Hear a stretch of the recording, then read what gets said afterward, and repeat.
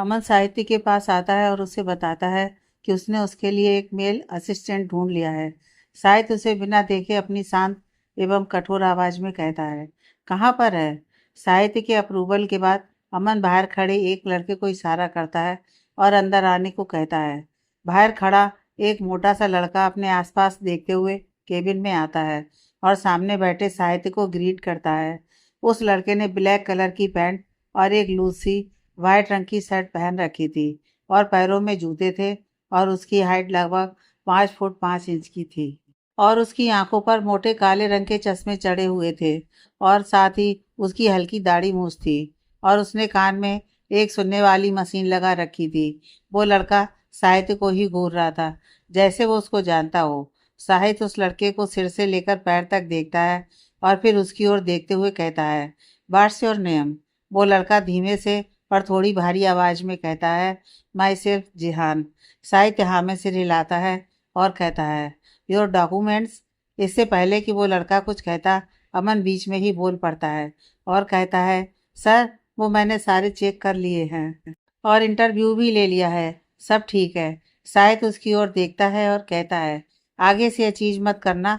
जो यहाँ मेरे लिए काम करने आया है उसकी हर डिटेल मुझे पहले चाहिए। अमन हामी सिर हिलाता है। तभी साहित्य जेहान से कहता है, ओके डन। अपने सामने रखी फाइल की ओर इशारा करते हुए, इसे ले जाओ और मुझे आज शाम तक कंप्लीट चाहिए। जेहान हामी सर हिलाता है और अमन के साथ बाहर चला जाता है। बाहर जाते ही अमन और जेहान चैन की सांस लेते हैं और अमन हंसते हुए जेहान को देखता है और कहता है, तुम तो बड़े कमाल के हो जेहान। शायद तुम्हारी किस्मत ही अच्छी थी जो सर ने ज़्यादा डिटेल में नहीं पूछा, वरना मैं तो जाता ही तुम भी नहीं बचते। जेहान उसे देखता है और कहता है, जेहान नहीं जानवी, यहाँ थोड़ी कोई है जो मुझे आप जेहान बोल रहे हो। अमन उसकी ओर देखता है और उसे समझाते हुए कहता है, नहीं जानवी, जब तक तुम यहाँ हो तब तक तुम सिर्फ जेहान हो, क्योंकि अगर जरा सा भी किसी ने सुन लिया तो लेने के देने पड़ जाएंगे। और जरा साहित्य सर से बचकर ही रहना, उनको अगर एक बार तुम पर शक हो गया तो हम फंस भी सकते हैं। अमन की बात सुन जेहान बनी जानवी हाँ में सिर हिलाती है और कहती है, मैं ध्यान रखूंगी, सॉरी सॉरी रखूंगा। तभी उनके पीछे से आवाज आती है, किस बात का ध्यान रखना है तुम लोगों को? जानवी और अमन की आंखें हैरानी से बड़ी हो जाती हैं, क्योंकि उनके सामने साहित्य खड़ा था।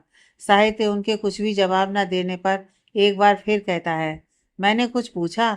इस पर अमन कुछ सोचते हुए कहता है, कुछ नहीं बॉस, वो तो मैं जियान को ये कह रहा था कि ध्यान देकर इस फाइल को पूरा करे।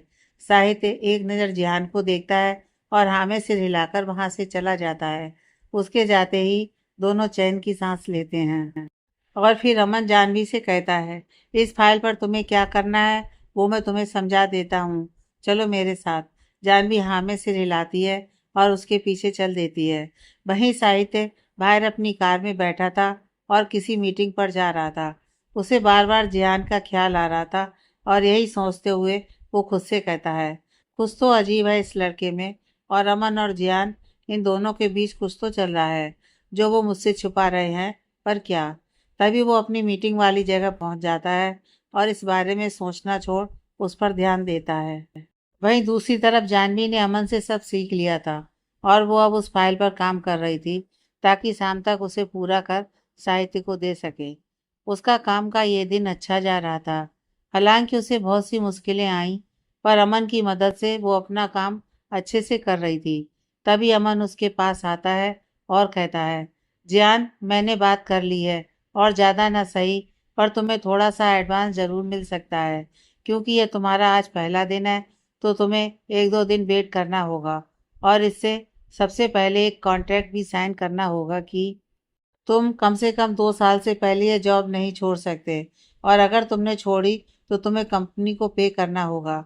जिहान हामी सिर हिलाता है और कहता है, कब साइन करना है कॉन्ट्रैक्ट? क्योंकि मुझे जल्द से जल्द पैसों का इंतजाम करना है।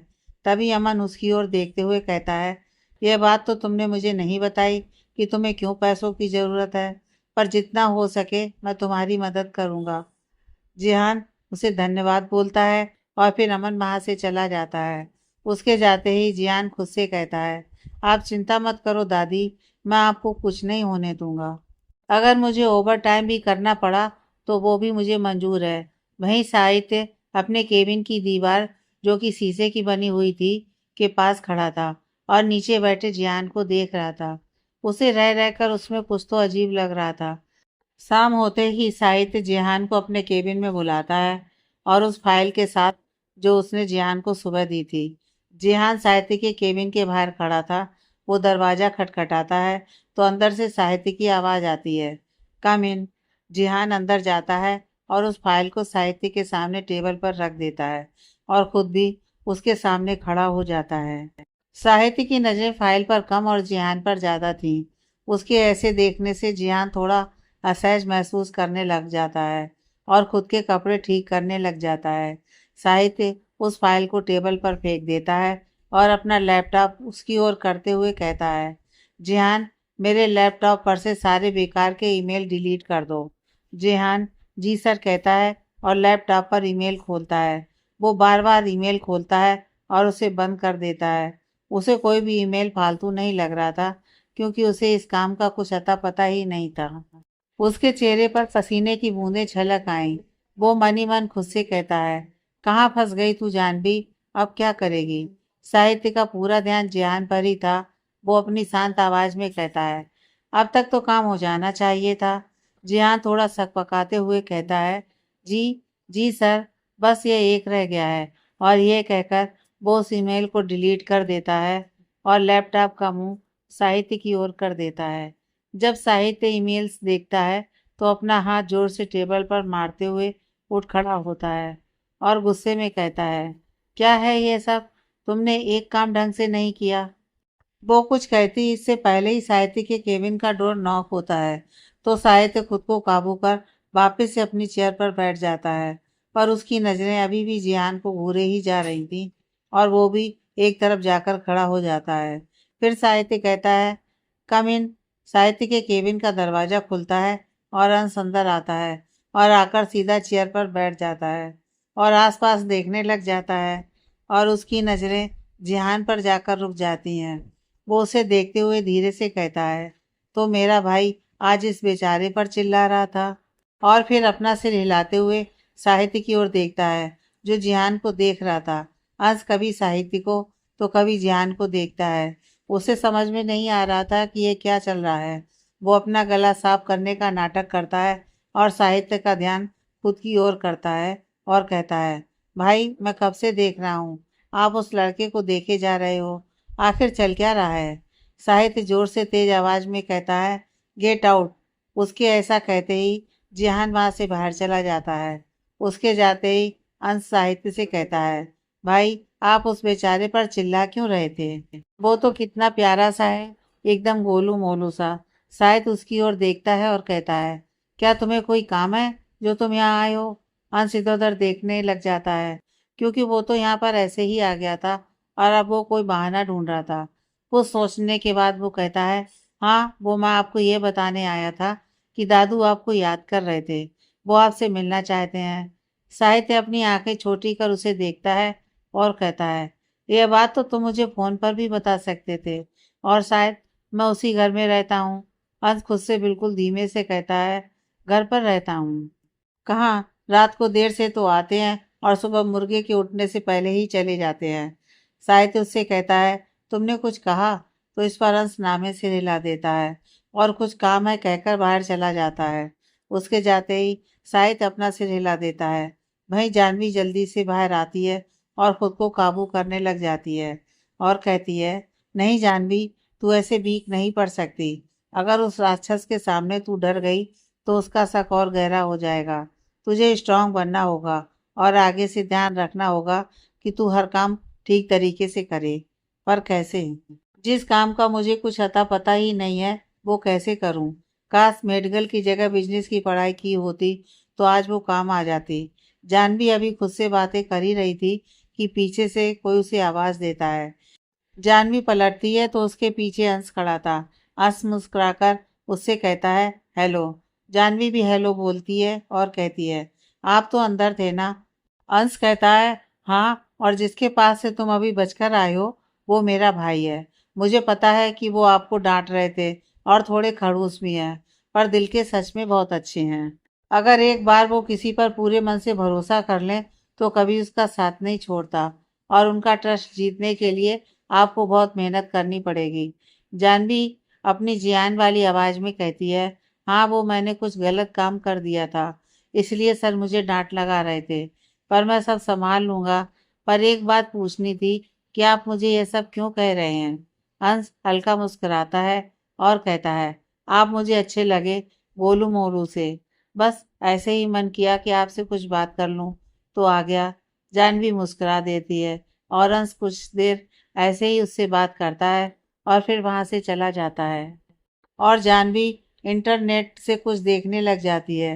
रात के 8 बज रहे थे और सभी ऑफिस से घर जाने के लिए निकल गए थे। वहां पर अकेली जानवी ही रह गई थी। अमन ने उसे घर जाने के लिए पूछा था, पर वो ओवर टाइम करने के लिए वहां रुक गई थी। वहीं साहित्य भी अभी अपने केबिन में ही था। वो अभी घर नहीं गया था और उस रायते को समेट रहा था जो जानवी ने फैलाया था। कुछ देर बाद साहित्य अपने केबिन से घर जाने के लिए निकलता है। तभी उसे जियान अपनी डेस्क पर बैठा दिखाई देता है। वो एक नज़र उसे देखता है और फिर वहां से चला जाता है। रात के 11 बजे साहित्य ओबराय मेंशन में पहुंच चुका था। मेंशन की सारी लाइट्स बंद थी और बिल्कुल धीमी सी रोशनी चारों ओर फैली हुई थी। साहित्य सीधा अपने कमरे की ओर चल देता है। तभी कोई पीछे से उसे आवाज लगाता है। साहित्य के कदम अपनी जगह पर ही रुक जाते हैं और वो पीछे पलटता है और उस आवाज की ओर चल देता है। डाइनिंग टेबल पर दादाजी और अंश बैठे हुए थे और साहित्य का ही इंतजार कर रहे थे। साहित्य चुपचाप वहां जाता है और एक चेयर पर बैठ जाता है। टेबल पर कैंडल्स जल रही थी और तभी एक नौकरानी ने उन तीनों को खाना सर्व किया। उन तीनों में से कोई किसी से बात नहीं करता है और तीनों अपना खाना खाने लग जाते हैं। लगभग 5 मिनट बाद दादाजी अपना गला साफ करते हुए बोलते हैं, साहित्य आजकल तुम अपना बिल्कुल ध्यान नहीं रख रहे हो। अंश ने बताया मुझे कि आजकल तुम्हारा गुस्सा कुछ ज्यादा ही बढ़ गया है। क्या मैं कारण जान सकता हूँ? साहित्य अंश को घूरता है तो अंश अपनी नजरें फेर लेता है और खाना खाने लग जाता है। साहित्य पानी का एक घूंट भरता है और कहता है, कुछ नहीं दादाजी, मैं बिल्कुल ठीक हूँ, और वो तो बस ऑफिस का कुछ काम था तो थोड़ा गुस्सा आ गया। दादाजी अपना सिर हिला देते हैं और कहते हैं, साहित्य इतना गुस्सा सेहत के लिए बिल्कुल अच्छा नहीं है। और एक बात, मैंने आज तुम्हें मुझसे मिलने के लिए कहा था तो तुम मुझसे बिना मिले कहाँ जा रहे थे? साहित्य दादाजी की ओर देखता है और कहता है, हाँ वो बताया था अंश ने, मैं भूल गया था। आप अब बता दीजिए कि मुझसे क्यों मिलना चाहते थे? दादाजी एक नज़र पास में बैठे अंश को देखते हैं और फिर कहना शुरू करते हैं, वो हम ये कहना चाहते थे कि अब आप 28 साल के हो गए हो और अब आपकी भी कुछ ज़रूरतें हैं, तो आप शादी क्यों नहीं कर लेते? दादाजी की बात सुन अंश को खांसी आ जाती है और वो पानी पीने लग जाता है। और वहीं साहित्य हैरानी से दादाजी को देख रहा था। फिर वो कहता है, मुझे कोई शादी वादी नहीं करनी, बेहतर होगा कि आप आगे इस बारे में कोई बात ना करें। यह कहकर साहित्य वहां से उठता है और अपने कमरे में चला जाता है। अंश जाते हुए साहित्य को देख रहा था और फिर वो दादाजी को देखता है और कहता है, दादाजी आप ये बात करना चाहते थे, आपको पता तो है भाई कभी नहीं मानेंगे, और मुझे तो लगता है कि मेरे बच्चे भी इस दुनिया में आ जाएंगे पर भाई सिंगल ही रहेंगे।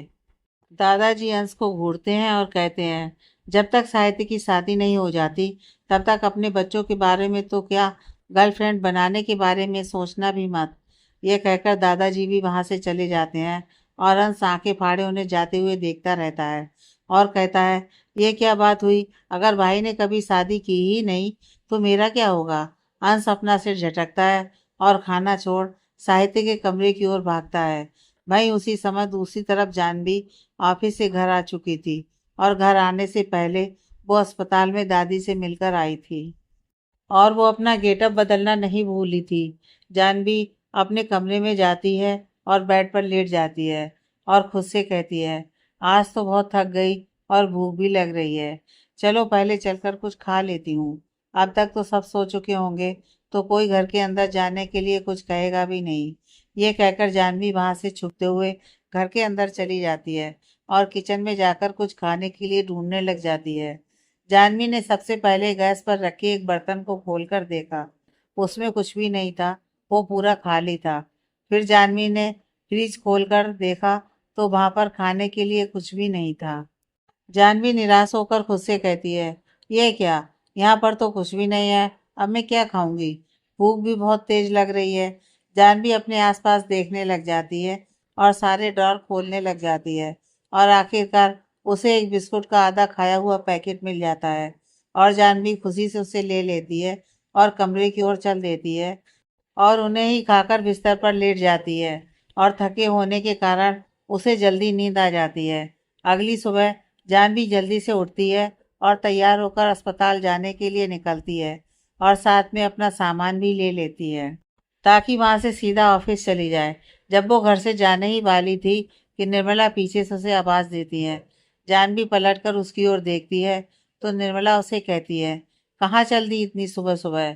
जानवी निर्मला की ओर देखती है और कहती है, वो मामी जी दादी से मिलने जा रही थी। निर्मला हाँ में सिर हिलाती है और कहती है, रात को घर या तो जल्दी आ जाया करो वरना मत आया करो। आज से ठीक 9 बजे मैं दरवाजा बंद कर दूंगी, समझी।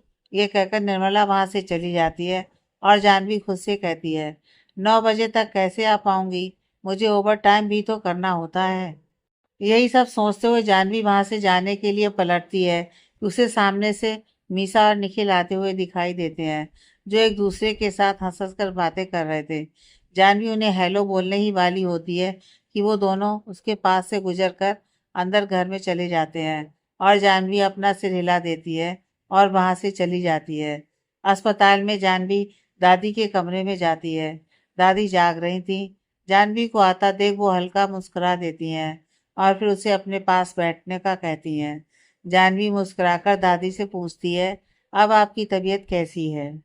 दादी हल्के से पलके झपकाते हुए कहती हैं, पहले से अब ठीक हूँ, पर मुझे एक बात बता तू गुड़िया। जानवी दादी की दवाइयाँ देखते हुए कहती है। पूछो। दादी उसे देखते हुए कहती हैं, तू अस्पताल का खर्चा कैसे उठा रही है। जितना मैं तेरे मामा मामी को जानती हूँ, वो कभी भी इतना पैसा खर्च नहीं करेंगे।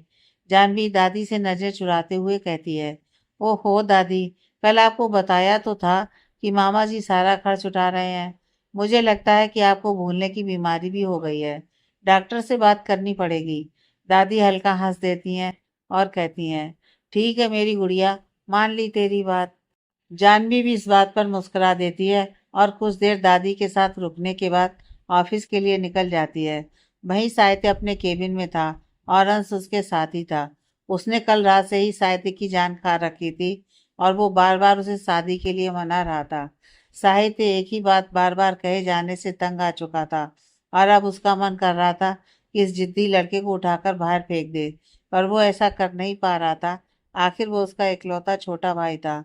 अंश जाकर साहित्य की गोद में बैठ जाता है और उसका चेहरा अपने हाथों में लेते हुए कहता है, अरे भाई मान जाओ ना शादी के लिए, आपका क्या जाता है। मुझे एक प्यारी सी अच्छी वाली भाभी मिल जाएगी और दादाजी को उनकी बहू, और अगर आपने चाहा तो मैं जल्दी चाचू भी बन जाऊंगा। साहित्य अंश को खा जाने वाली नजरों से देखता है और कहता है, पहली बात, मेरी गोद से उठो। और ये क्या हरकत है, अब तुम बच्चे नहीं हो, घोड़े जितने बड़े हो चुके हो। और क्या शादी शादी लगा कर रखा है। अगर तुमने एक बार और ऐसा कुछ कहा तो मैं तुम्हें ऐसी जगह भेजूंगा कि तुम वहां से वापस नहीं आ पाओगे, समझे। अब निकलो यहाँ से। अंश वैसे ही बैठा रहता है और साहित्य को घूरते हुए कहता है, भाई कुछ भी हो जाए आपको शादी तो करनी ही पड़ेगी। और एक बात, आज आपके लिए एक बड़ा वाला सरप्राइज तैयार रहेगा, आप समय से घर आ जाना। यह कहकर अंश वहां से उठता है और बाहर चला जाता है और उसके जाते ही साहित्य अपना सिर हिला देता है और कहता है, कौन सा नमूना भर दिया है मेरी जिंदगी में, पता नहीं अब आगे क्या देखने को मिलेगा। कुछ सोचते हुए, और अभी तक ये जिहान क्यों नहीं आया। ये कहकर वो किसी को फोन लगाने ही वाला होता है कि उसके केबिन का दरवाजा नॉक होता है। साहित्य अपनी चेयर पर बैठ जाता है और बॉस वाली टोन में कहता है, कम इन। जिहान अंदर आता है और साहित्य को ग्रीट करते हुए उसकी तरफ एक फाइल बढ़ा देता है और कहता है, सर मिस्टर रावत ने ये फाइल भेजी है और वो आपसे शाम को 5 बजे मीटिंग करना चाहते हैं और मैंने आपके शेड्यूल के हिसाब से मीटिंग तय कर दी है। साहित्य हाँ में सिर हिलाता है और फाइल देखने लग जाता है। जियान वहीं पास में खड़ा था। फिर साहित्य उसकी ओर मुंह करता है और कहता है, ठीक है, पर एक बात, कोई गड़बड़ नहीं होनी चाहिए, और साथ ही तुम अभी मेरे साथ चल रहे हो, अंडरस्टैंड? जियान हाँ में सिर हिलाता है और फिर केबिन से बाहर चला जाता है। बाहर आते ही वो चैन की सांस लेता है और कहता है, आज तो डेविल का मूड अलग है। इसने मुझे डांटा भी नहीं और कल के बारे में कुछ बात भी नहीं की। खैर ठीक ही है। अभी मुझे उनके साथ जाना है, तो मैं बिल्कुल ध्यान से रहूंगा, ताकि मेरे कारण कोई प्रॉब्लम ना हो जाए। कुछ ही देर में साहित्य और जियान ऑफिस से निकल जाते हैं और साहित्य ड्राइवर को कार होटल ब्लू सी लेकर जाने को कहता है। जानवी पहली बार किसी बड़ी कार में बैठी थी। वो हैरानी से कार को अंदर से देखे जा रही थी। उसे पता नहीं था कि अमीर लोगों की कारें इतनी सुंदर होती हैं। शायद उसे कार को ऐसे देखता पाकर उसकी ओर देखने लग जाता है। खुद पर किसी की नजरें महसूस होते ही जानवी सीधी बैठ जाती है और साहित्य भी अपना सिर हिला देता है। कुछ ही देर में वो लोग होटल ब्लू सुई पहुंच जाते हैं। सबसे पहले जिहान कार से उतरता है और फिर साहित्य, और कार से उतरते ही साहित्य अपनी आंखों पर काला चश्मा चढ़ा लेता है और किसी राजा की भांति चलने लग जाता है। जिहान उसके पीछे पीछे चलते हुए आ रहा था और अपने आसपास आंखों में चमक लिए देख रहा था। साहित्य को आता देख होटल का मैनेजर दौड़ कर आता है और उसे ग्रीट करता है और उसे उसके कमरे में लेकर जाता है। यहाँ पर उसकी मीटिंग थी। जियान यह सब देख रहा था और सोच रहा था, अमीर होने के भी अलग ही फायदे हैं। हर कोई आपको जानता है और ऐसे आपके आगे पीछे घूमता है जैसे आपका पालतू हो। साहित्य और जियान अपनी मीटिंग वाले रूम में जाते हैं और फिर कुछ समय बाद उनकी मीटिंग शुरू होती है। और इस दौरान जानवी अपनी पूरी कोशिश में थी कि कोई गलती ना करे और सब ठीक हो। काफी देर बाद जब ये मीटिंग खत्म होती है तो साहित्य और जियान दूसरी जगह चल देते हैं। यहाँ पर उनकी मिस्टर रावत के साथ मीटिंग थी। रात के 8 बजे ये मीटिंग खत्म होती है और साहित्य रिसोर्ट से बाहर आते ही जियान से कहता है, आज तुमने कुछ गलतियां की, पर काम पहले से बेहतर था। और एक बात यह मत समझना कि अगर मैं तुम्हें अपने साथ लेकर घूम रहा हूँ, इसका मतलब ये नहीं कि मैं तुम पर ट्रस्ट करता हूँ। मेरी नज़रें हमेशा तुम पर ही हैं। यह कहकर वो कार में जाकर बैठ जाता है और जिहान भी उसके पीछे ही चल देता है। ड्राइवर कार सीधा ओबराय मेंशन ले जाता है और साहित्य कार से उतरकर सीधा घर के अंदर जाता है और पीछे जियान फाइल्स उठाए आता है। घर के अंदर हमेशा की तरह साहित्य के दादाजी और अंश उसका खाने के लिए इंतजार कर रहे थे, और आज तो वहां पर माया और मिस्टर ओबराय भी बैठे थे। टेबल पर गहरी शांति छाई हुई थी। साहित्य घर के अंदर आता है और एक नज़र टेबल की ओर देखकर सीधा अपने कमरे में फिरे सोने चला जाता है और कुछ देर बाद वापस आता है। जियान अभी भी वहीं पर था। वो जाने वाला था, पर अंश के दादाजी उसे खाने के लिए रोक देते हैं और जियान उन्हें मना नहीं कर पाता और उनके साथ खाने के लिए रुक जाता है। साहित्य आकर अंश के साथ वाली चेयर पर बैठ जाता है। मेड सबको खाना सर्व करती है और सभी खाना खाने लगते हैं। अभी तक कोई कुछ नहीं बोला था। शायद सभी इस चुप्पी का कारण जानते थे, क्योंकि आज सबके साथ माया और मिस्टर ओबराय भी तो बैठे थे। पर जियान ये सब नहीं जानता था। वो चुपचाप खाना खा रहा था और उसे इतनी खामोशी चुप सी रही थी। जिहान ने एक नज़र साहित्य को देखा, जिसने एक बार भी नजरें उठाकर अपने आसपास नहीं देखा था। उसका पूरा ध्यान अपने खाने पर था। तभी शांति को तोड़ते हुए मिस्टर ओबराय ने साहित्य से कहा, मिस्टर रावत वाले प्रोजेक्ट का क्या हुआ? साहित्य ने कोई जवाब नहीं दिया। तभी मिस्टर ओबराय ने जियान की ओर मुंह किया और कहा, तुम साहित्य के असिस्टेंट हो ना? जियान ने अपने मुंह में डाला खाने का निवाला निगलते हुए हाँ में सिर हिलाते हुए कहा, yes sir, I am Jiyan. Mister Oberoi हाँ में सिर हिलाते हैं और कहते हैं, मिस्टर रावत वाले प्रोजेक्ट के बारे में क्या हुआ?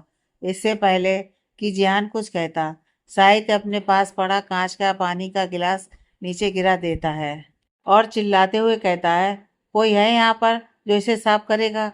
एक नौकरानी दौड़ते हुए आती है और सब साफ करने लग जाती है। वहीं जियान एक पल के लिए चौंक सा जाता है कि यह क्या हुआ। अंश और दादाजी साहित्य के बदले बिहेव का कारण जानते थे, पर वो इस समय कुछ नहीं बोले। मिस्टर ओबराय एक नज़र साहित्य को देखने के बाद वापस से जियान से पूछते हैं तो जियान उन्हें सब समझाने लग जाता है कि आज की मीटिंग में क्या हुआ। और वहीं साहित्य को गुस्सा आ रहा था कि जियान उसका असिस्टेंट होकर कैसे मिस्टर ओबराय से बात कर रहा है। जब सबका खाना हो जाता है तो जियान उठता है और सबसे कहता है, थैंक यू सर, अभी मैं चलता हूँ, काफ़ी देर हो गई है और मेरी दादी मेरा इंतज़ार कर रही थी। दादाजी हामी से हिलाते हैं और जियान वहाँ से जाने ही वाला होता है कि पीछे से साहित्य की आवाज़ आती है, अभी तुम्हारा काम ख़त्म नहीं हुआ। एक फाइल उसकी ओर बढ़ाते हुए, ये फाइल मुझे जल्द से जल्द चाहिए। जियान उस फाइल को लेता है और कहता है, सर मैं कल ऑफिस में आपको ये पूरी करके दे दूंगा। साहित्य बिना किसी भाव से उसकी ओर देखता है और कहता है, ऑफिस में नहीं, यहीं पर चाहिए। जियान अनजान नजरों से उसकी ओर देखता है तो साहित्य कहता है, आज तुम कहीं नहीं जा रहे और यहीं पर रहकर इस काम को करोगे। जियान उसकी ओर देखता है और कहता है, पर सर मुझे घर जाना है, मेरी दादी, उसने इतना कहा ही था। कि साहित्य वहां से मुड़ते हुए कहता है, चले जाना, पर अपना रेजिग्नेशन लेटर देकर। साहित्य की बात सुन जियान अपनी सोच में डूब जाता है। वो इस नौकरी को नहीं छोड़ सकता था तो वो वहीं पर रुकने का फैसला करता है और साहित्य के पीछे पीछे चल देता है। अंश अपना सिर हिला देता है और कहता है, ये भाई भी ना पता नहीं कौन सी दुश्मनी निकाल रहे हैं इस गोलू मोलू से, और अपने कमरे में चला जाता है। वही माया अजीब नजरों से जाते हुए साहित्य को देख रही थी। उसके दिमाग में कुछ तो चल रहा था, पर क्या। वहीं मल्होत्रा हाउस में निर्मला गुस्से से आग बबूला हुई पड़ी थी क्योंकि जानवी अभी तक घर नहीं आई थी। वो राजेश पर चिल्लाते हुए कहती है, देखा आपने, वो मनुष अभी तक नहीं आई, देर रात तक घर से बाहर रहती है, पता नहीं कहाँ क्या क्या गुल खिला रही होगी। आप देखना, एक दिन उसकी हरकतों के कारण हम जरूर किसी बड़ी मुसीबत में फंस जाएंगे। राजेश उसे शांत करवाते हुए कहते हैं, शांत हो जाओ निर्मला, आ जाएगी। हो सकता है कि माँ जी से मिलने गई हो और वहीं रुक गई हो। निर्मला राजेश को घूरते हुए कहती है, आपको उस पर कुछ ज्यादा ही प्यार नहीं आ रहा है जो उसकी इतनी तरफदारी कर रहे हो। राजेश उसे समझाते हुए कहता है, ऐसी बात नहीं है, वो तो बस वो तो बस क्या, कहीं अब आपको यह तो नहीं लगने लग गया कि वो दीदी की बेटी है, आपकी कुछ लगती है। निर्मला गुस्सा करते हुए कहती है, ऐसा कुछ नहीं है, और आगे से कभी गुड्डी को बीच में मत लाना, वरना मुझसे बुरा कोई नहीं होगा। यह कहकर राजेश वहां से चला जाता है और निर्मला उसे जाते हुए घूरती रहती है। वहीं दूसरी तरफ जिहान साहित्य के कमरे में था और अपना काम कर रहा था और साहित्य नहाने के लिए गया हुआ था। काफी देर तक साहित्य बाहर नहीं आया तो जिहान बाथरूम के दरवाजे की ओर देखते हुए कहता है, अभी तो नहाकर आया था डेविल, फिर से नहाने लगा, किसी दिन इतना नहाने के कारण घिस जाएगा। और यह कहकर वो हंसने लग जाता है कि तभी बाथरूम का दरवाजा खुलता है और साहित्य बाहर आते ही सोफे पर बैठे जिहान को घूरता है। जिहान एक नज़र साहित्य को देखता है और उसे देखते ही उसकी आंखें बड़ी हो जाती हैं और वो झट से अपनी आंखों पर हाथ रख लेता है और दूसरी ओर मुड़ जाता है और थोड़ा तेज आवाज में कहता है, ये आप क्या कर रहे हो, ऐसे कौन बाहर आता है। साहित्य अजीब नजरों से उसे घूरता है और कहता है, क्या हो गया। जिहान अभी भी वैसे ही खड़े हुए कहता है, आप सिर्फ टॉवल में बाहर क्यों आ गए। साहित्य उसकी ओर देखता है और अलमारी की ओर जाते हुए कहता है, और तुम ऐसा क्यों बिहेव कर रहे हो, जैसे कोई लड़की हो। साहित्य की बात सुन जियान हड़बड़ा जाता है और कहता है, ऐसा कुछ नहीं है, वो तो बस मैं वो तो बस मैं क्या। साहित्य उससे पूछता है। जियान नामे से हिलाते हुए कहता है, कुछ भी तो नहीं, बस ऐसे ही, आप करो जो करना है, आपका कमरा, मैं कौन होता हूँ कुछ कहने वाला। साहित्य हामी से हिला देता है और जाकर बिस्तर पर फोन लेकर लेट जाता है। वहीं जियान सोफे पर बैठा काम कर रहा था।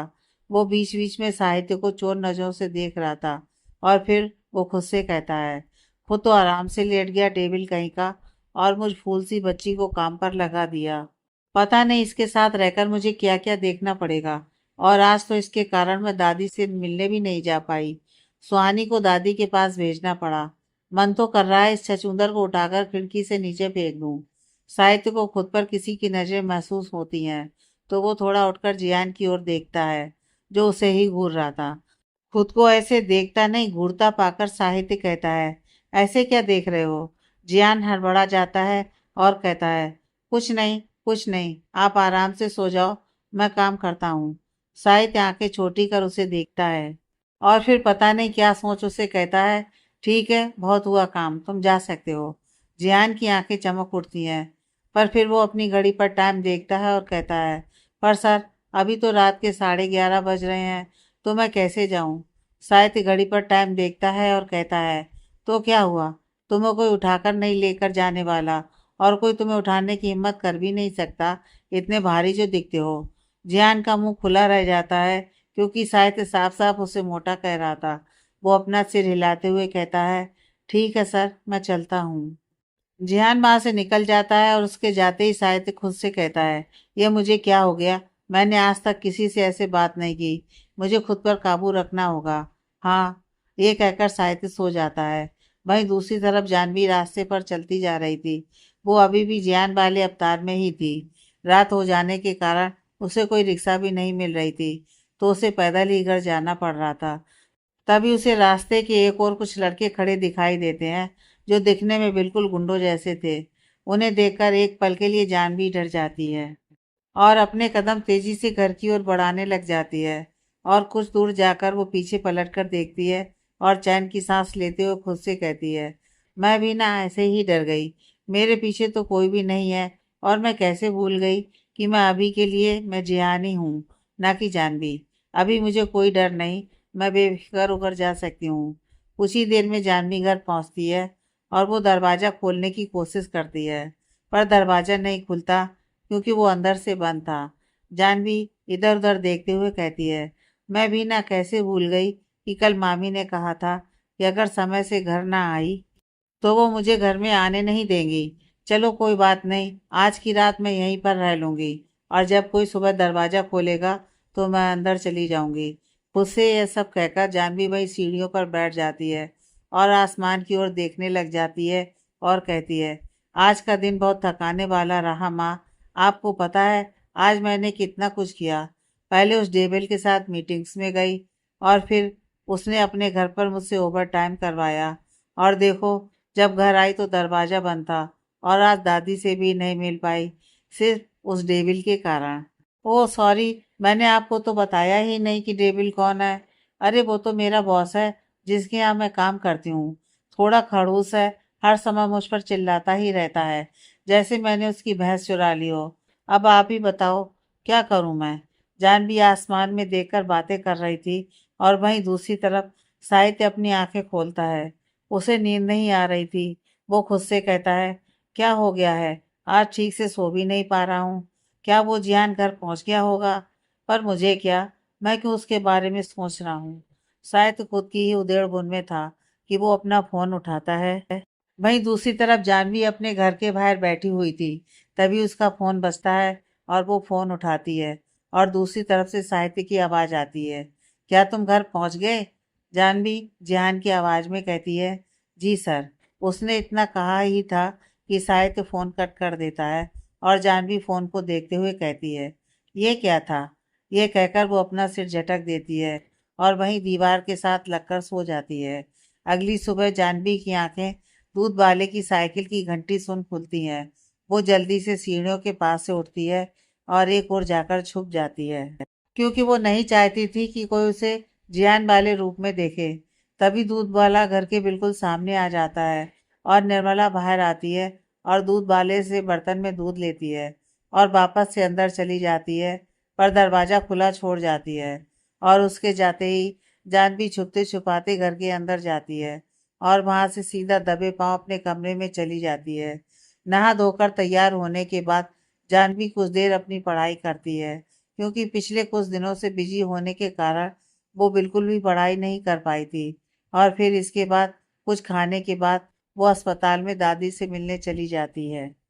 अस्पताल में दादी के साथ कुछ समय बिताने के बाद जानवी डॉक्टर के पास चली जाती है, क्योंकि उसे दादी की हेल्थ के बारे में पता करना था, और डॉक्टर ने उसे बुलाया भी था। ओ मिस जानवी, आइए, मैं आपका ही इंतजार कर रहा था, डॉक्टर सुधीर ने हल्का मुस्कुराते हुए कहा। जानवी जाकर उनके ठीक सामने की चेयर पर बैठ जाती है और कहती है, डॉक्टर, आप कौन सी जरूरी बात करना चाहते थे? डॉक्टर सुधीर थोड़ा गंभीर होते हुए कहते हैं, देखो जानवी, जैसा कि मैंने तुम्हें पहले ही बताया था कि तुम्हारी दादी का हार्ट ट्रांसप्लांट करना होगा और ये काम जितना जल्दी हो उतना अच्छा है, वरना हर बीतते दिन के साथ उनके लिए खतरा बढ़ता ही जाएगा। और एक और बात कि इस हॉस्पिटल के कुछ रूल हैं जिनके हिसाब से तुम्हें ऑपरेशन का 50% पहले देना होगा और बाकी ऑपरेशन के दिन। और साथ ही तुमने अब तक उनको एडमिट करने की फीस भी नहीं भरी है। मैं इससे ज़्यादा और मदद नहीं कर सकता। पहले ही मैंने तुम्हें काफ़ी दिन तक मदद कर दी है, पर अब तुम्हें कल तक सारी फीस पे करनी होगी, वरना। ये कहते कहते डॉक्टर सुधीर चुप हो जाते हैं और जानवी के चेहरे पर परेशानी के भाव आ जाते हैं। फिर वो उनसे कहती है, आपने अभी तक जो किया उसके लिए बहुत बहुत धन्यवाद। मैंने अपने ऑफिस में बात की है, उन्होंने कहा था कि शायद कुछ दिनों तक वो मुझे लोन दे देंगे। मुझे जैसे ही लोन मिलता है मैं सारे बिल पे कर दूंगी। डॉक्टर सुधीर गहरी सांस छोड़ते हुए कहते हैं, जानवी, पर मैं हॉस्पिटल के रूल्स को नहीं तोड़ सकता। तुम्हें कल तक फीस पे करनी ही होगी। जानवी के लिए अब ये बहुत बड़ी वाली मुश्किल हो गई थी। अब उसे कैसे भी कर पैसों का इंतजाम करना था। वो डॉक्टर से बात करने और दादी के बारे में जानने के बाद वहां से चली जाती है। अस्पताल से लेकर ऑफिस पहुंचने तक जानवी पूरे रास्ते यही सोचते हुए आई कि वो कैसे पैसों का इंतजाम करे। ऑफिस पहुंचते ही वो सीधा अमन के पास जाती है। जानवी को देखते ही अमन मुस्कुराते हुए कहता है, हे जियान, कहाँ हो आजकल? लगता है सर के साथ काम में कुछ ज़्यादा ही बिजी हो गए हो। जियान बनी जानवी के चेहरे पर चिंता थी। वो कहती है, अमन सर, वो मैंने आपसे लोन के बारे में बात की थी और आपने कहा था कि वो कुछ दिनों में मुझे थोड़ा बहुत लोन दे देंगे। उसका क्या हुआ? अमन जानवी की परेशानी समझ जाता है और कहता है, हाँ मुझे याद है, तुमने कहा था और मैंने बात भी की थी। और मैं तुम्हें यही बताने वाला था कि साहित्य सर ने तुम्हारा लोन का एप्लीकेशन कैंसिल कर दिया है। अमन की बात सुन जानवी हैरान रह जाती है। वो परेशान होकर कहती है, पर ऐसे कैसे उन्होंने कैंसिल कर दिया?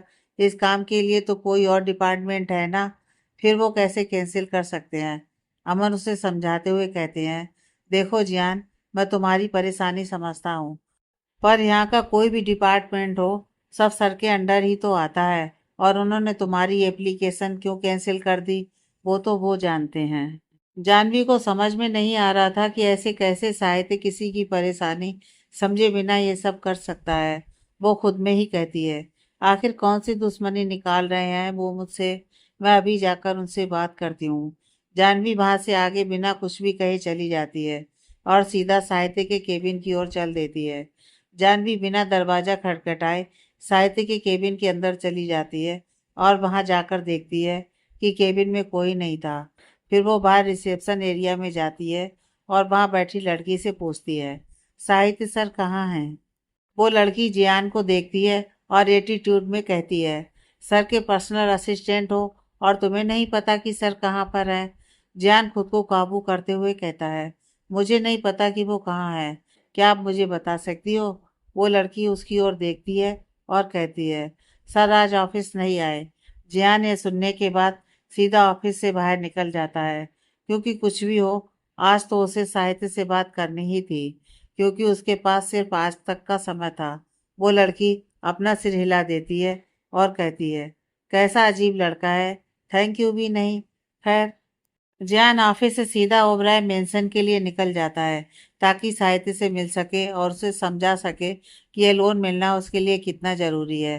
कुछ ही देर में वो ओबराय मेंशन के सामने खड़ा था और जब वो अंदर जाने लगता है तो ओबराय मेंशन के बाहर खड़ा गार्ड उसे रोक देता है और कहता है, आप ऐसे अंदर नहीं जा सकते। पर क्यों नहीं जा सकता? मैं कल भी तो यहाँ आया था साहित्य सर के साथ।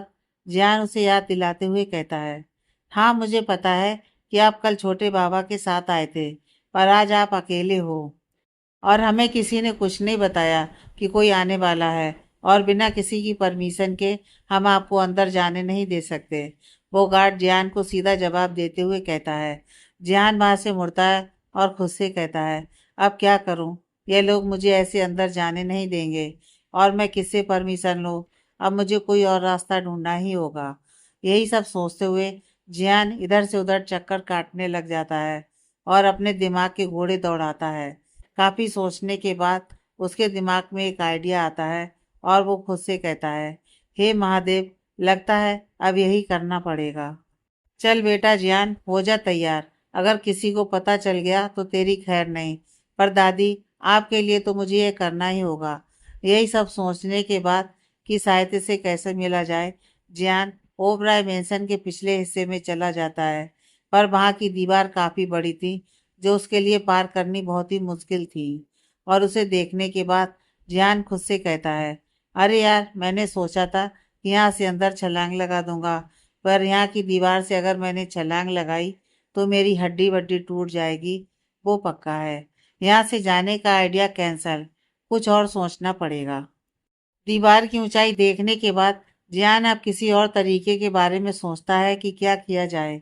काफी देर सोचने के बाद उसके दिमाग में एक ख्याल आता है और जियान इस प्लान को आजमाने के लिए चल पड़ता है। काफी देर बाद ओबराय मेंसन के बाहर खड़ा गार्ड अपने सामने देखते हुए कहता है, अरे अरे, ये सब क्या है। सामने से आता हुआ जियान ढेर सारी फाइल्स लाकर उस गार्ड की चेयर पर रख देता है और अपने हाथ झटकते हुए कहता है, दरवाजा खोलिए, मुझे ये सारी फाइल्स साहित्य सर को देनी है। वो गार्ड फाइल्स को देखता है और फिर जियान को देखते हुए कहता है, तुम तो वही हो ना जो कुछ समय पहले आए थे। जियान हाँ में सिर हिला देता है। इस पर वो गार्ड कहता है, मैंने कहा था ना कि तुम अंदर नहीं जा सकते। मैं समझता हूँ तुम लोगों के इन बहानों को।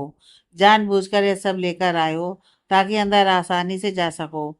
जियान नामे सिर हिलाते हुए कहता है, ऐसी बात नहीं है। ये फाइल सर तक पहुंचानी बहुत ज़रूरी है, इसलिए तो मैं लेकर आया हूँ। जियान ये सारी बातें कहता है, पर वो गार्ड नहीं मानता और कहता है, अगर ये अंदर लेकर जानी इतनी ही ज़रूरी है तो मैं साहित्य बाबा को देकर आ जाऊंगा। तुम जा सकते हो। जियान मनी मन खुद से कहता है, ये तो मान ही नहीं रहा। अब मैं कैसे उस खड़ूस से बात करूंगी। सोच जानवी, कुछ सोच। जियान को सोचने के बाद उस गार्ड से कहता है, ठीक है, आप ही देकर आ जाओ। शुक्र है आज मैं तो बच जाऊंगा उसका शिकार बनने से। वो गार्ड नासमझी में जियान को देखता है और कहता है, क्या मतलब है तुम्हारा? किसका शिकार बनने से बच जाओगे? जियान वापिस मुड़ते हुए कहता है कुछ, आप जाओ तो सही, आपको पता चल जाएगा और फिर कभी उनके पास नहीं जाओगे। ये कहकर जियान हंस देता है। वो गार्ड कुछ सोचने लग जाता है और फिर कहता है, तुम कहना क्या चाहते हो, साफ साफ बताओ मुझे। जियान मायूस सा चेहरा बना लेता है और गहरी सांस छोड़ते हुए कहता है, अगर आप जानना ही चाहते हो तो फिर सुनो।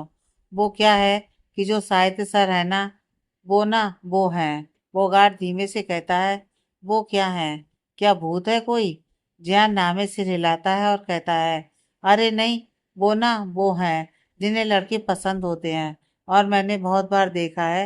वो ना आपको बड़ी प्यार भरी नजरों से देखते हैं भैया।